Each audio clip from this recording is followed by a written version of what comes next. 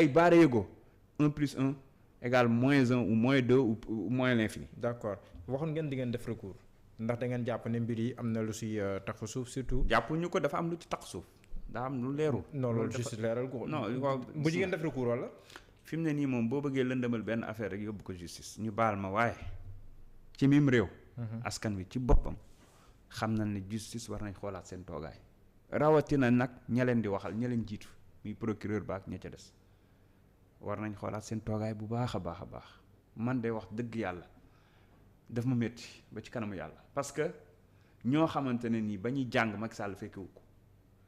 ba ñu am li ñu am yàlla teral leen ñu bokk ci ay magistrat jaar fi ñu war a jaar kenn fekkewu ko tey wala administration territoriale wala ñoo ñëpp fa ñuy jaar seen waajur toppatoo leen ñoom ñu war a mën a nekk ay président comme Macky Sall ñuy accepter ñu leen di defloo yenn yi man personnellement daf may métti moo tax ma ne ñëpp xam na ne élection yi jaarul yoon. ñëpp xam na ne yow Podor. tu prends le cas de Podor. doone ma nangu nga ne Podor mën na doubler population. mi ngi 400,000 habitants fu mu toll nii. 400,000 ñaata la amoon avant 2019. c'est-à-dire que li garaaw mooy Podor moom dafa yokk presque plus de 50%. Dakar yokk moins de 0,1%. c'est-à-dire que kenn comprendrewul naka la Podor yokkee loo xam ne moo ëppale li Dakar yokk ak li Touba yokk loolu rek déjà mbir la première chose c'est-à-dire jarul sax réfléchir mënul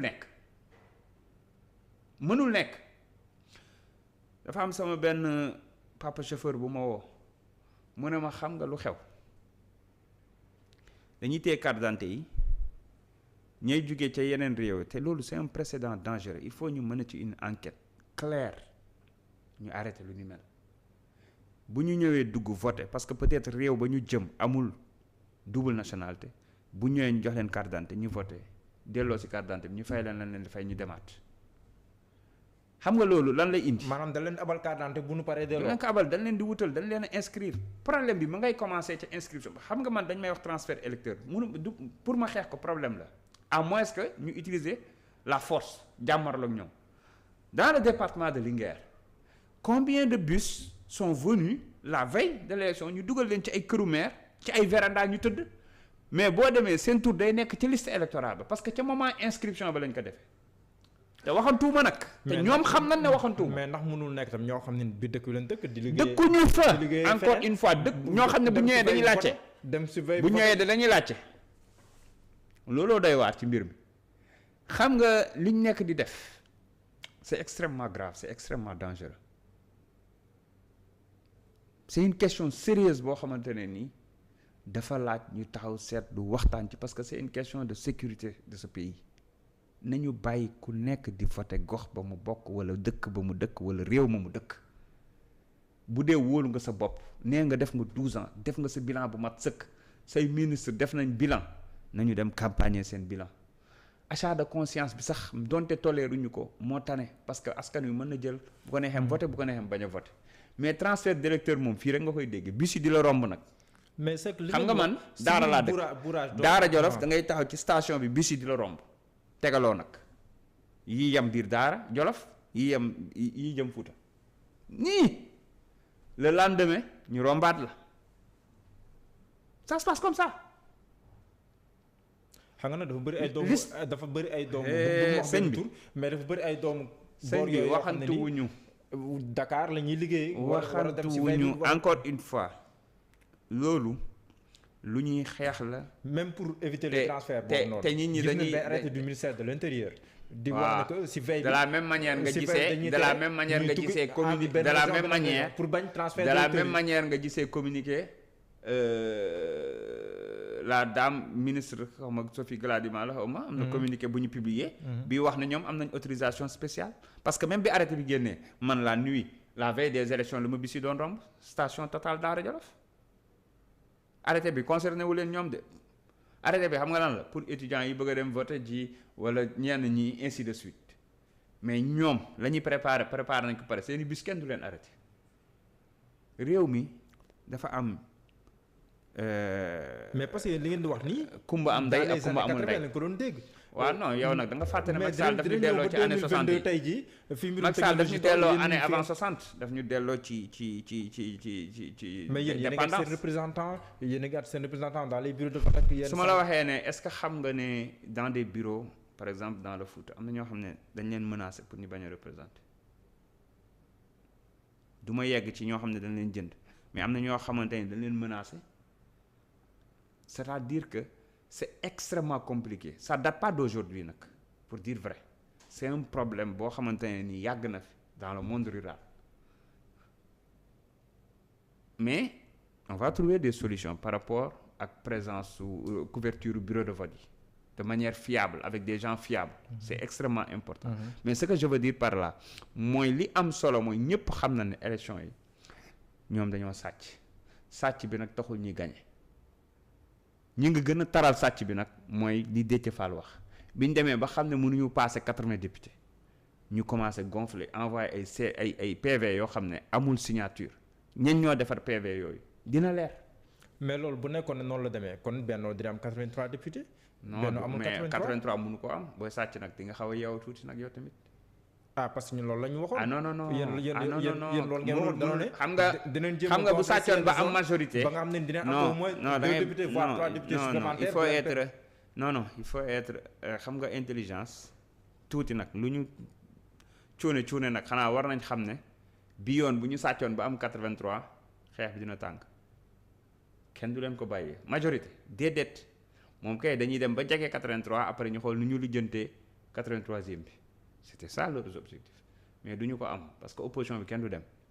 mais yéen a ngi yéen a ngi wàllu dafa mel ni vous ne parlez pas le même langage yéen a ngi wax mbirum recours ak nangam mais waa wàllu gisuñu la ñoom si. Yewwi ak Wallu ñooy xàccandoo di dóorandoo. en ce moment pas plus tard que y a 3 jours rek ñu ngi woon réunion te am na lu ñuy waajal fan yii nii Yewwi ak Wallu moom instant yii wax fa dëgg yàlla ku ciy wax ci loo xam. am na ñu leen di reprocher ne que yéen dinaa ñëwaat si Linguère am na ñu leen reprocher yéen ñaari coalition yi da ngeen dem campagne waaye waxoo leen sax Sénégal lu leer luy xaw a nduroog sax programme wala benn contrat de législature mais mu nekk am na loo leen présenté woon mais. déet bul ne am na loo leen présenté woon. mais Sénégal déglul. kii dinaa leen bàyyi il faut non déet du ma la bàyyi nga jàll. bul ne am na loo leen lan lañ présenté woon. non dinaa la bàyyi nga lan la ñu présenté woon alors naa si bàyyi nga tontu mais sénégalais am ñu takk bu wóor si boo leen demee assemblée li ngeen nar a def si assemblée nationale ñeel leen ñoom. dafa leer nañ dama la koy jox nga liiral ko sénégalais yi su la neexee. donc bu 66 points la 38 yëpp. Ça parle de la gouvernance, des institutions, de tout ce qu'on doit corriger dans ce pays. Il y a 18 qui parlent actuellement de l'économie, de la vie chère, de lépp lu ñu war a def ci côté finance, ainsi de suite. C'est tellement limpide et clair ci suñu bopp liggéey bu sérieux boo xam ne ay kàngam ñoo ko liggéey. Programme la dafa dépasser sax ay mandat ay contrat de législature ak yooyu programme de gouvernance la. En réalité bu leer nañ ñu génne ko publier ko ñëpp gis ko ñun bañ dalee ñëw ba léegi xam nañ ne ñun waxuma la ay livres yu ñuy produire mais programme dañ ko mës a teg ci table ji bennoo kay nga war a laaj la mooy seen programme gisoo ci fooy buñ bind 10 points sax gisoo ko seen programme mooy jox leen Macky majorité ñeme wuñu woon sax campagne seen ay turu député ñoom même ña ma doon jàkkaarloo ak Jolof ñeme wuñoo campagne en tant que député non mu jox leen Macky majorité confortable mu mën a am 3e mandat éviter leen cohabitation day bloqué réew loolu moo ne woon seen thème de campagne ak bu dee ca Jolof Macky Sall mooy seen mbokk Sonko rebelle la loolu moo ne woon seen ay thème de campagne ñooñu la ñu war a laaj parce que amul lu ñu campagne wala ñiy dem di génne ay bilan terre stade et cetera. On parle de législature encore une fois parce que ñoom nag seen bilan dafa yomb. Faux billet, faux passeport, faux commission d'enquête wala fausse commission d'enquête. Saagante xaste. mais tuuma yi moom vote mécanique. non li may wax du ay tuuma. ñoom ñoo ko def ñoo tulli nit tama comme ni ñu koy waxee. man dama inventé. mais non bu nekkee par exemple xiiro ak ngaayoo gis nañ ko sa leader. xiiroon na fa ñaañu ak sama leader day dañ koo saaga. bu nekk attaqué ko. non xam nga nag tey yow su ma la yow dama ne demal xool ban député moo ëpp ci li mu def ay questions écrites benn demal xool ban député moo jàkkaarloog tous les ministres ku ci ñëw c'est-à-dire dafa dem ba ministres yi bu ñu ñëw sax léegi dañuy préparer wu ànd ak seen ay dañuy waajal bu baax parce que xam nañ waaj dañ fay fekk wax fa dëgg yàlla président Ousmane Sonko moom. mais finalement moom déglu rek benn député la woon waaye fay na groupe parlementaire Benno Bokk Yaakaar loolu la yàlla dogal législature moom buñ ciy wax boo génnee président Ousmane Sonko xëy na di nga génne sama sister Mariam Soda di nga génne Théodore Monteil peut-être ak quelques-uns ñoom Abdou Bara Dolly ainsi de suite mais Benno lañ fa nekkee woon xam nga ko. ñun de benn membre opposition wala non aligné nekkul woon ci faussaire passeport di takk say tekki say benn membre opposition nekkul woon ci faussaire faux billet ñu jàppale la main dans le sac benn membre opposition bokkul ci ñi doon jéem a ragal deru Mamour Diallo benn membre opposition bokkul ci loolu commission information inondation ñu wax la nga def commission d'enquête ngay def commission d'information xam nga encore une fois mënuñu woon a campagne. d'accord léegi bu ñu avancé tuuti Daara Jolof Linguère am na nu jàpp ne mooy sax réalité bi def nga fa progrès yu am solo diggante local yi ak législative yi nga xam te nii moom xawoon na sax seere sa diggante ak Aly Ngouille Ndiaye moo mel ni yaa ngi gën a talonné grand bi. waaw non grand bi dama bëgg mu noppalu ji rek dama bëgg. parce que man bi ma gisee El Malick Linguère di sóoru ku mel ni Aly Ngouille Ndiaye dama ne waaw mais El Malick dëgër na fi de mais. non sóoruma Aly Ngouille. Benno Bokk Yaakaar laa sóoru. peut-être Aly Ngouille mooy tombé mu nekk candidat bi. mais man dama gëm Jolof dama choisir dem ci liste départementale ñëpp jàpp ne c'est que bu dul Aly Ngouille Jolof ci boppam moo metti xam nga le département de Linguère c'est combien de communes c'est comme Dakar et Bignona c'est 19 communes 19 700 et quelques mètres carrés 2 communes villes 17 communes rurales 0 tali ci commune rurale bu weesoo route nationale bi traversé la Jolof jeex na c'est des pistes mu difficile mais processus la liggéey bu ñu doon def la depuis bi ñu implanté Pastef dans le département ñu continuer ci local yi ñëw ñu sóobu avec la coalition Yewwi liggéey commencé def ay résultats ci local yi ba commencé fa gagner commune ci conseil départemental bi loolu il fallait que ñu continuer ko c'est pourquoi man ma choisir en tout cas nekk candidat ci conseil départemental ci plutôt ci liste départementale bi ñu demee bi yoon ak intercoalition Yewwi Wallu ñu toog ñu ne dañuy liggéey encore une fois teg suñu plan waxtaan organiser wu battre campagne avec nos moyens mais battre campagne bu mucc ayib faire le tour des 19 communes sans exception seulement li ci metti mooy les communes rurales da ngay gis benn commune bu mel ni Boulal c'est plus de 100 villages benn commune 100 villages